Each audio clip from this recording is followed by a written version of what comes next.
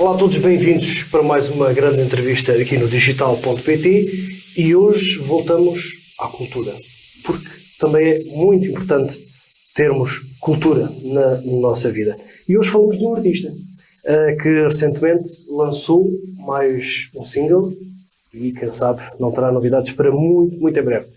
Falamos de José Pedro Henriques, a quem agradeço desde já a presença. Obrigado. Aqui no digital.pt.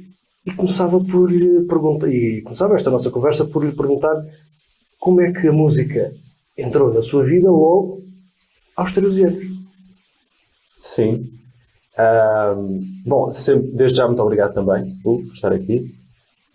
Obrigado a quem nos está a ouvir, porque de facto a cultura é algo muito importante nas nossas vidas, como disseste. Como é que a música entrou na minha vida? Bom, eu comecei a ouvir música com os meus amigos, com os meus primos, que eu tenho muitos primos.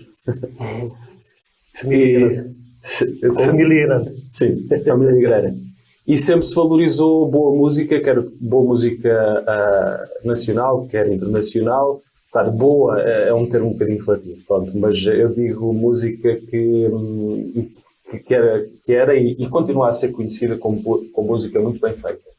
Isso fascinava-me não só o ouvir, portanto, a emoção que despertava, também as histórias que contam, porque as canções contam histórias também, não é?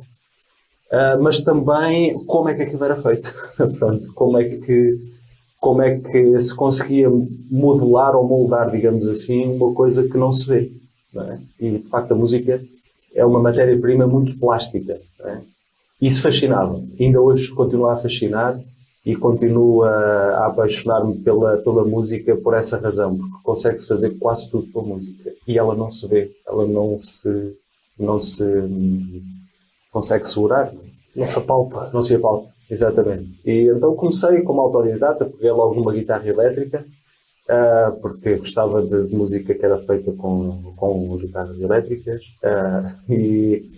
e comecei a desenvolver, sozinho em casa. Comecei depois a ter umas aulas lá numa escola de música da vila, e foi assim. E pegando nas palavras do José Pedro, como é que ao longo deste tempo foi moldando aquilo que não se vê? Boa. Bom, é preciso conhecer um pouco, é preciso conhecer.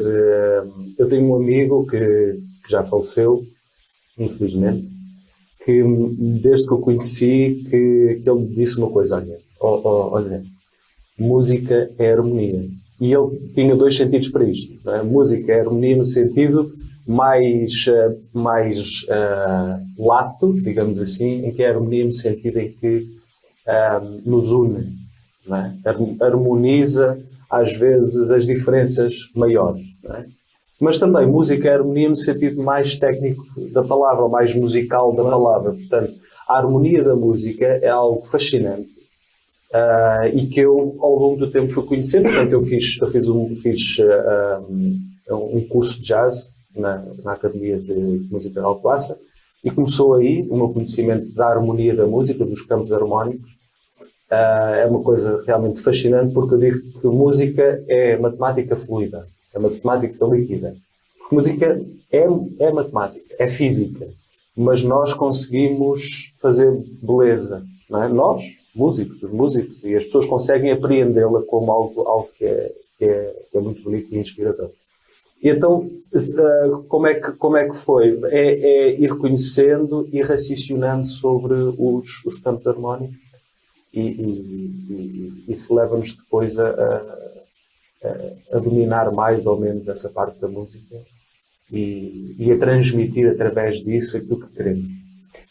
Se a música é uma matemática, quantas parcelas é que a equação do José Pedro Henriques tem em termos musicais? Bom, eu gostava que fossem bastantes. Não é? Mas o que é facto é que nem sempre aquilo que nós fazemos chega de uma forma imediata às pessoas. Isso pode ser visto de uma maneira um bocadinho mais reservada, mas também pode ser visto como uma oportunidade de levar alguma. Quer dizer que podemos estar a levar uma coisa às pessoas que nunca lá chegou. e que as pessoas simplesmente possam ter que se habituar a elas. Então, muitas vezes, a luta, digamos assim, ou a missão, eu gosto mais de ver como uma missão de um compositor ou de um cantautor, como eu sou, é não ser mais do que aquilo que está, mais um bocadinho daquilo que já está a ser feito. Tem de ser um bocadinho inovador e também transmitir aquilo que gosto de fazer. No outro dia estava a ver uma entrevista, isto só tipo de exemplo, do Tarantino, do Quentin Tarantino. E o tipo diz, por acaso ali na conversa surge, que se ele via os próprios filmes, ele diz que sim. Ele diz que sim, que vê os próprios filmes, mas porque gosto. Eu faço os filmes para mim. Claro. Eu gosto de os ver. E ele diz, por acaso, as pessoas também. Mas eu também gosto de fazer músicas que eu gosto de ouvir. Gosto de escrever letras nas quais não só me revejo, mas que aquilo me transmita também alguma coisa a mim. Pronto, gostava que mais cedo ou mais tarde descasse às pessoas, não é? Isso é uma grande alegria. Mas vamos ver o futuro. O que é que o futuro dita? Há pouco referenciou aí as paisagens e a inspiração de Alcobaça, onde nasceu, mas viajou até Évora, onde também se formou. O que é que inspira em Évora para se ter fixado em Évora? O que é que lhe atrai em Évora? É uma história curiosa. Eu começo bem quando eu era bastante novinho, bastante criança, porque eu tinha um problema ortopédico e eu vinha muitas vezes ao hospital ortopédico ali em Montemor, com a minha mãe. E a minha mãe já tinha um imaginário acerca do Alentejo. Porquê? Porque o seu pai e o seu tio, eles eram foram dois irmãos que casaram com duas irmãs. Exato. E eles tinham o hábito de vir caçar para o Alentejo. E que naquela altura uma caçada era um evento muito importante, não é? Era um grande marco anual. Eles, portanto, organizavam-se, vinha, e ela às vezes ia com eles, no sentido de ia com eles, e depois alguém a trazia de volta, não é? E passou-me um bocadinho o imaginário dela acerca do Alentejo. E acerca de Évora. Só que falava de Évora, só que nós não passávamos de Montemor. Então a minha curiosidade aumentou muito. Até que um dia eu convenci ela, mãe, tu estás sempre a falar de Évora, nós temos que ir a Évora, e ela veio. Então chegámos ali àquela entrada que é a Porta do Raimundo, e aquilo fascinou-me. Aquela muralha enorme, a própria paisagem, porque eu em Alcobaça sempre estive habituado a ter montes, colinas, não é? Estar sempre encaixado em vales, não é? Ter menos céu. E aqui no Alentejo, esta abertura e a própria singeleza da paisagem associada àquele aspecto medieval de Évora fascinou-me muito, inspirou-me muito. Ao ponto de que, quando comecei a pensar em ir para a universidade, estudar, procurei, revi-me numa profissão que ainda hoje a exerço, que é a arquitetura paisagista, e existia em Évora, foi fundado pelo professor Ribeiro Teles, o curso, cursei, vivi e por cá fiquei. Vivi uns anos em Alter do Chão, vivi outros anos em Reguengos e finalmente agora já estou a viver em Évora há uns anos valentes e continuo a adorar viver neste sítio. É muito bonito, adoro as pessoas, adoro a cultura, enfim, esta passou a ser a minha casa.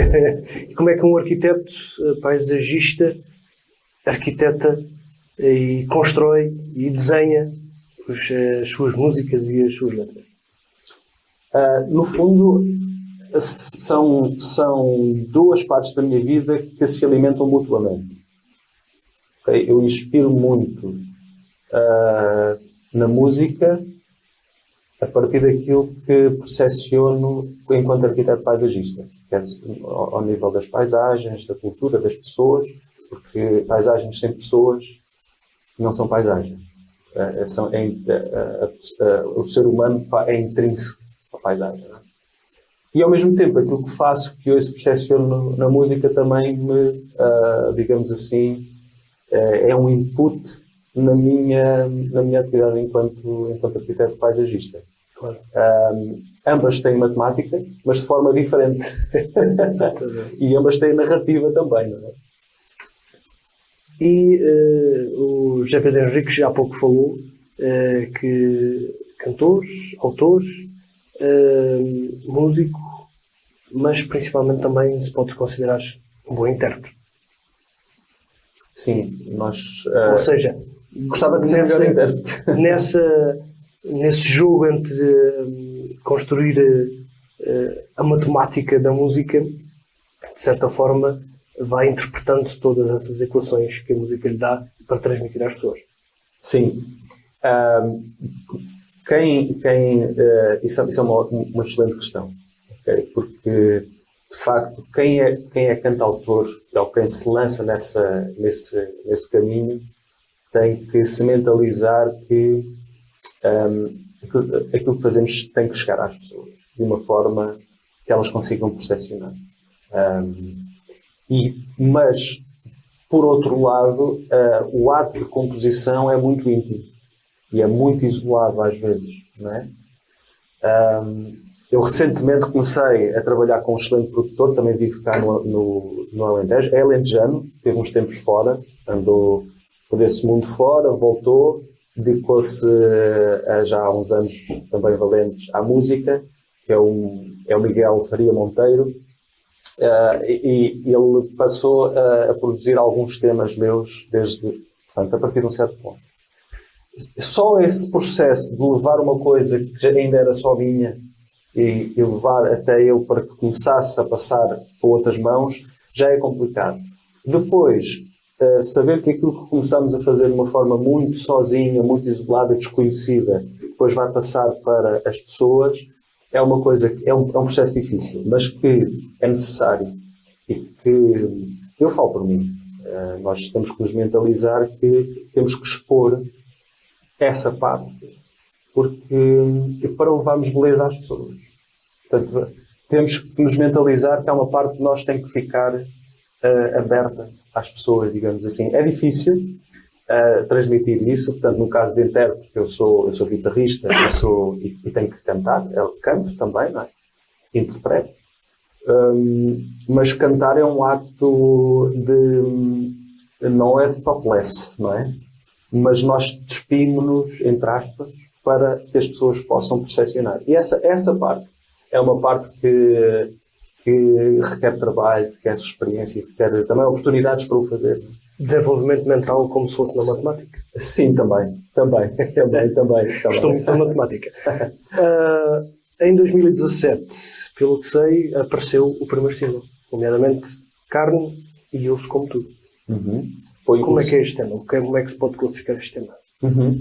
Portanto, esse é o single de um EP de estreia, é um EP de estreia a solo, exatamente. E esse termo, esse Carne e Osso Como Tu, curiosamente tem a ver com o que eu estava a dizer agora. Portanto, é este ato de todos os músicos em geral, no fundo todos os artistas, mas também quem cria, quem compõe, tem que fazer, portanto, esta identificação contínua com quem está à nossa frente. Muitas vezes quem está à nossa frente também é a fonte da nossa inspiração. Só que ainda não sabe. Quando cantamos e a pessoa se identifica, percebe que não foi ela necessariamente, essa pessoa, mas alguém com lutas semelhantes, com desafios semelhantes, com dores, alegrias, emoções semelhantes, digamos assim. Portanto, este Carne e Osso Como Tu, é dizer, é um reconhecimento, mas também é um anúncio para quem está a ouvir. Portanto, o artista é tão ser humano quanto o público, quanto quem está a ouvir. Ao longo da sua carreira teve acompanhado por várias pessoas como tutores, nomeadamente aqui neste tema que acabamos de falar como tutoria, o maestro Luís Duarte, mas ao longo da sua carreira há nomes como João Gil, o Tim. Que importância têm estas pessoas também para a sua carreira? Tem importâncias diferentes. O maestro Luís Duarte é esse meu amigo que faleceu recentemente. E foi ele que me disse, olha, mas música é menino. E já tinha tido muita formação, e mesmo autodidata, pesquisa, etc. Mas foi com o Luís que tudo se tornou muito natural. O Luís era um músico como eu não conhecia outros, ok? A música corria literalmente nas veias. É uma grande referência, não só para mim, mas para a música portuguesa. Okay? O Luís não era muito famoso, ele não era muito dado às famas. Mas o que é mais importante? Ter a arte e toda essa cultura dentro de si ou a fama? É uma excelente questão, ok? Eu penso que a fama é uma consequência, pode ser uma boa consequência ou uma má consequência, depende de quem a está a viver. Okay? É necessário. No campo artístico é necessário, nós não temos não necessariamente a fama pela fama, porque há muita gente famosa que infelizmente, ou é assim, naturalmente não tem talento, não é? Ou tem pouco talento, e há, como nós sabemos, há muitas pessoas que são plenas, jorram talento por todo lado e ninguém as conhece. Portanto, a relevância é um bocado relativa também, não é? Mas é, de certa forma, se queremos que o nosso trabalho seja reconhecido, isso quer dizer que alguém o vai conhecer, ou muitas pessoas mais ou menos o vão conhecer. Portanto, é necessário. Agora, penso que a sociedade portuguesa podia ser mais valorizadora do mérito. Eu penso que isso está a mudar. Não ir tanto às modas, mas ir àquilo que é ao cerne, à essência, e reconhecer isso. Não é? Temos tendência, mas isso não é só a cultura portuguesa, a reconhecer o mérito quando a pessoa já cá não tem. Também é um bocadinho. É geral, não é? Outros casos não, graças a Deus não, é reconhecido a tempo. Não é? Outras pessoas até desfrutam bastante do seu talento, e ainda bem. Ainda bem.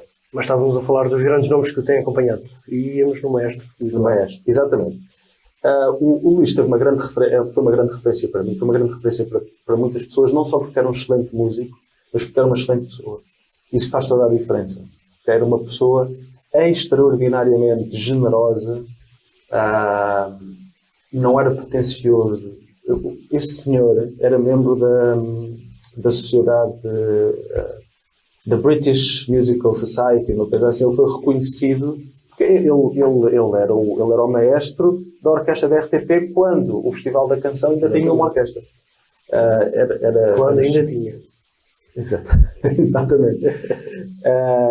E orquestrou, arranjou grandes temas que nós hoje ouvimos e nem fazemos ideia de quem é que lhes deu, quem é que lhe deu aquela forma, né? E foi ele. O João Gil é um cantautor, escreveu e arranjou grandes canções da nossa história musical. E foi um prazer estar com ele, porque em 2017, de facto, eu ainda estava numa fase muito embrionária no campo da composição da canção. E o João é uma pessoa muito pragmática.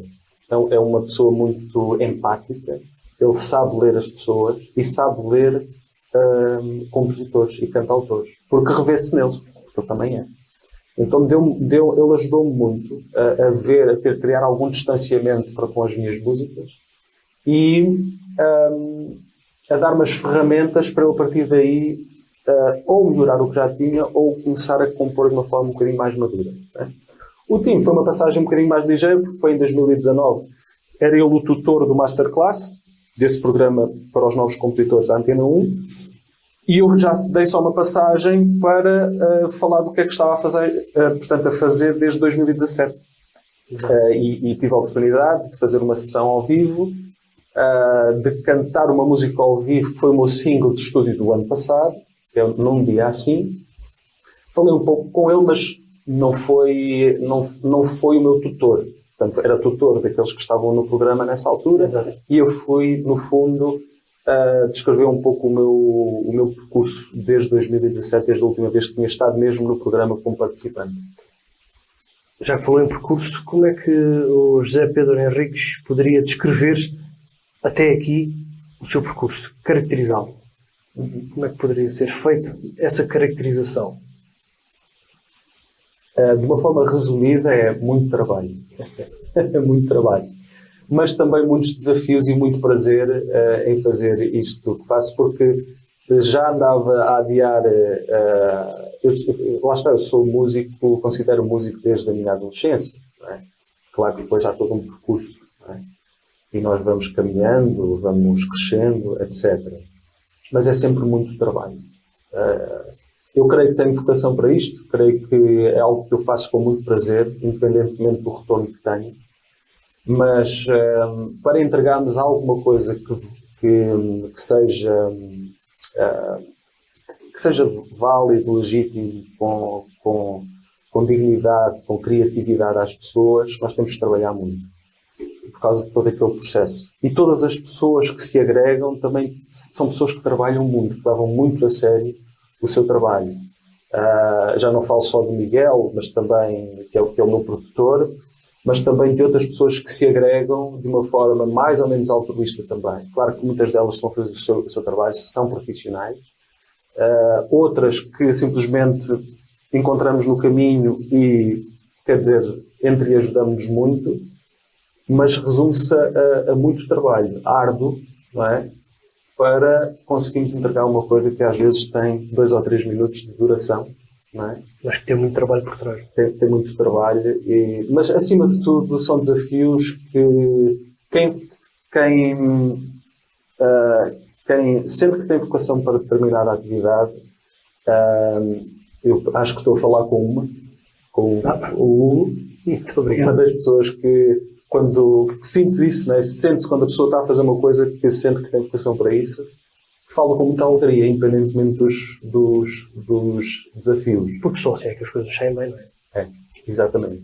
Agora, o percurso tem sido, além dessa parte árdua, o que eu sinto é que tem vindo a ter algum reconhecimento por parte das pessoas, quer do público, quer das pessoas do meio, e tem dado algum fruto, mais que não seja de realização, de certeza. Certamente um desses momentos de realização foi ao subir ao palco, por exemplo, da Feira de São João em Évora. Sim, o ano passado, quando tive essa oportunidade, foi-me dada, e eu tenho a agradecer à Câmara de Évora bastante.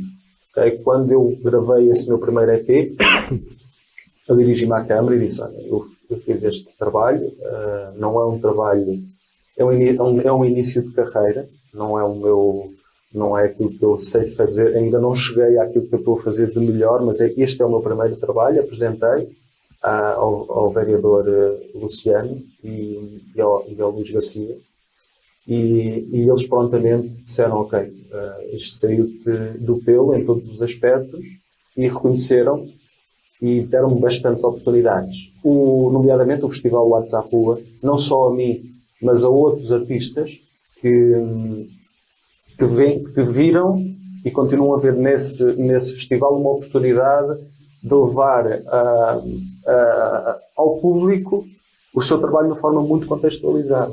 Isso não é uma coisa isolada. Uma coisa que é organizada, que tem artistas desde o semi-profissional, digamos assim, até artistas que são consagrados e reconhecidos, e nós temos essa oportunidade de engrenar num festival até com reconhecimento internacional. Não é?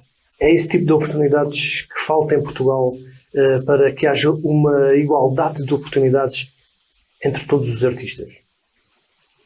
Eu tenho uma visão bastante particular nesse aspecto. Eu acho que nós o Estado, okay? E sem politizar aqui a conversa, estamos a falar estritamente da cultura. Eu acho que nós, o Estado, tem que dar essa oportunidade, porque há gente cheia de talento que simplesmente é ignorada ou atropelada pelo mainstream. Okay? E se não for dessa forma, dar uma alavanca a esses trabalhos, é difícil que essas pessoas, mesmo que tenham vontade, vejam o seu trabalho visto ou apreciado. Por outro lado, acho que o público português está um bocadinho, e peço desculpa quem me está a ouvir, mas está um bocadinho mal habituado a valorizar do seu bolso aquilo que é nosso. Repare, isto todos nós já falámos nos últimos meses, isto foi notícia, não é? Vem cá os Coldplay e as pessoas gastam balúrdios para ir ver os Coldplay. Ou seja, sem tirar mérito. àquela banda, a forma como inflamaram o mundo, com as suas canções simples, com os seus timbres, as suas letras, etc. Mas, se for para um concerto de um artista nacional, às vezes e isso é relativo, mas com muito talento, as pessoas não estão dispostas sequer a pagar um décimo. E o que é que falta aí para chegar às pessoas dessa forma como se chegou no caso dos Coldplay? Falta algo? Ali há uma máquina muito grande. É uma máquina de marketing muito grande e que passa para um mercado internacional. E nós vamos... Talvez a visão de Álvaro Covões, que certamente também tem essa grande máquina, não é? Pronto. Eu acho que o poder do marketing. Exatamente. É o que falta talvez aos artistas, esse poder também económico para ter esse tipo de máquina, não é? Bom, enfim, eu acho que tem que se começar em algum lado. E começa pela cabeça, pela nossa mentalidade. O que eu estou a fazer agora é ser a minha própria máquina de marketing, porque eu sou um artista independente, eu não tenho nenhuma editora atrás de mim, nem tenho nenhum agente. Portanto, eu estou a fazer esse trabalho. E é uma coisa que começa-se a engrenar. De início não se faz tão bem, ou faz muito irrisório, mas nós temos que perceber que o nosso mercado nacional não se compadece de eu tenho muito talento, portanto basta eu tocar uma vez aqui ou lá e toda a gente me vai cair aos pés. Tem que haver alguma, digamos assim, eu vejo assim, se eu não levar a minha música às pessoas, ninguém vai avançar. Eu tenho que fazer esse trabalho. Por outro lado, também há um mercado europeu à nossa espera, quer dizer, e acho que nós estamos muito concentrados só no nosso país, que neste momento, se pensarmos bem, já não é o único panorama. Mas agora vamos, porque o nosso tempo está a correr-se e o José Pedro fala muito bem e vai desenvolvendo tudo muito bem. Portanto, vamos para 2022. Como é que foi o ano 2022? Que temas foram lançados? Porque há pouco falou aí num deles. Como é que foi 2022? Foi um ano em que já foi possível fazer dar um salto, digamos assim. Lancei este single, que o título é Num Dia Assim. Produzi um videoclipe em conjunto com a minha esposa, que é uma excelente videógrafa e fotógrafa. E então, em conjunto, produzimos aquele videoclipe e, quando demos por ela, o videoclipe tem quase 40 mil visualizações. Portanto, já não foi só amigos e familiares, não é? Nós começámos a divulgar o tema.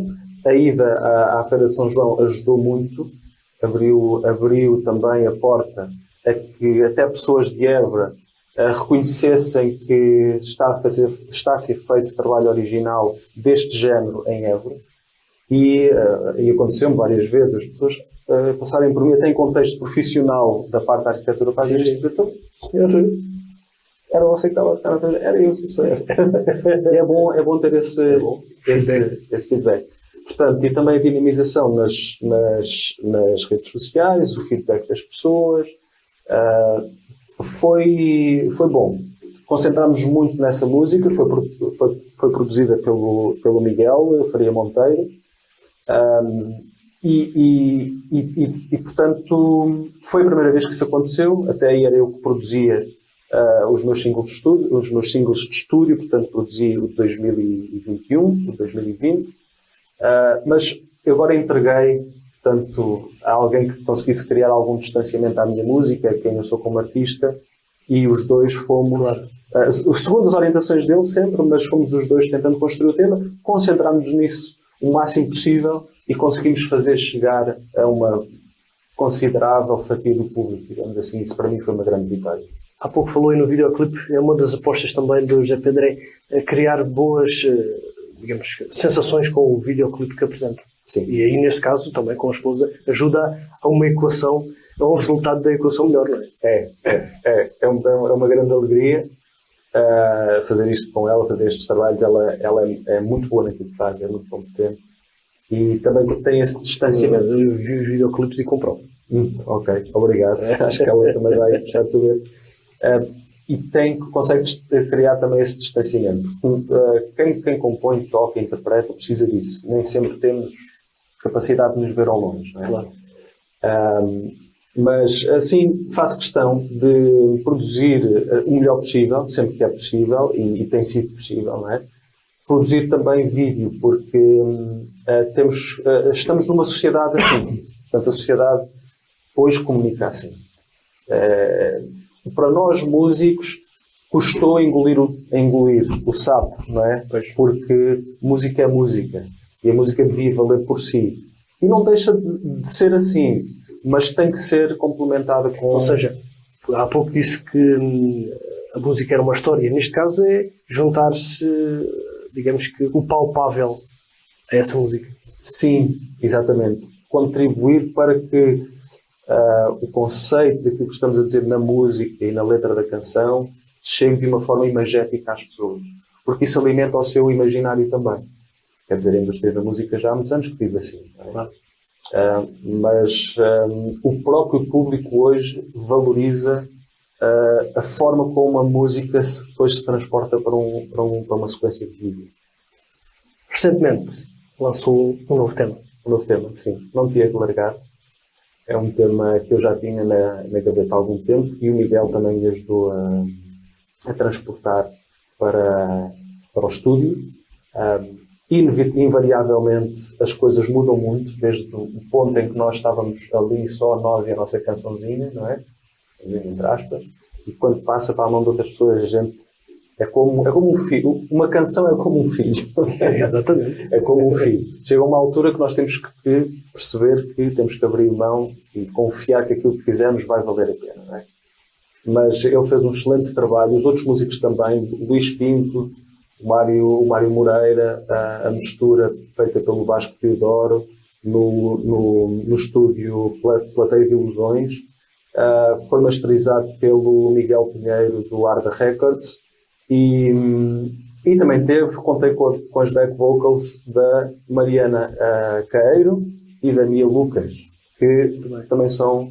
A Mia Lucas também é uma artista de Évora, também é cantautora, também é produzida pelo Miguel. Ela tem um excelente trabalho, se calhar também uma boa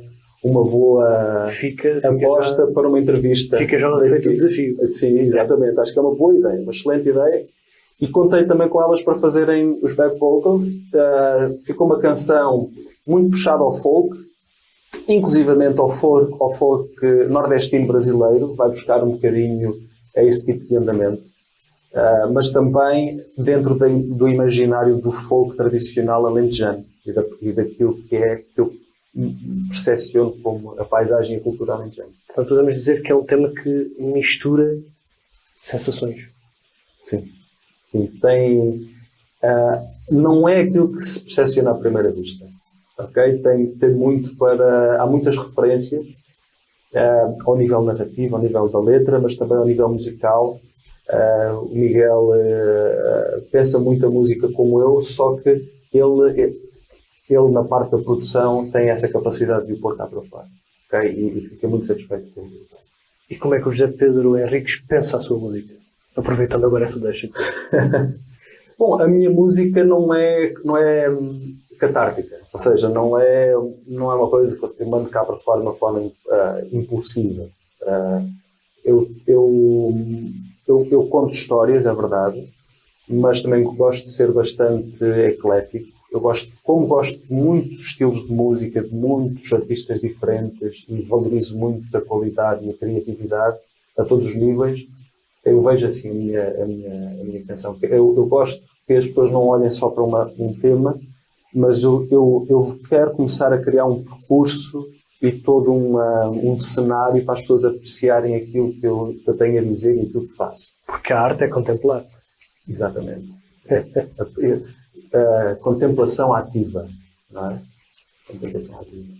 Para além deste tema que lançou já este ano, poderá haver algo em breve. Vai haver, estão dois temas para ser lançados. Okay? Um é sobre